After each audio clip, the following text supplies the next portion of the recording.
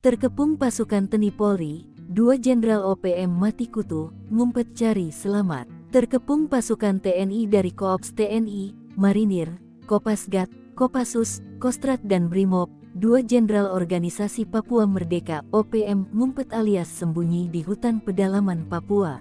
Keduanya, yakni Panglima OPM Kodap 3 Ndugama Egyanus Kogoya dan Panglima Kodap 8 Wilayah Intan Jaya, Undius Kogoya kini dikepung TNI Polri.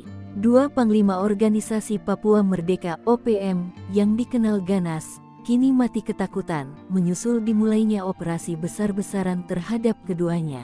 Egyanus Kogoya sendiri sudah beberapa bulan terakhir tak lagi berani keluar dari sarang persembunyiannya setelah menyandera pilot Susi Air Cup Philip Meharten. Apalagi setelah pasukan gabungan Koops TNI Habema dan Kopassus menembak 2 anak buahnya yang mencoba menyerang pos TNI di Paro, Nduga pada tanggal 14 April tahun 2024 lalu. Nasib Undius Kogoya pun tak beda jauh dengan Egyanus. Undius yang melakukan penembakan terhadap sopir angkot nyaris tertembak Satgas Yonif 527 Baladipya Yuda. Pasukan yang dijuluki laba-laba itu berhasil merebut dan menduduki markas Komando Undius Kogoya di wilayah distrik Bibida, Kabupaten Paniai. Akibat serbuan pasukan gabungan TNI Polri, OPM kelompok Undius Kogoya di Bibida melemah.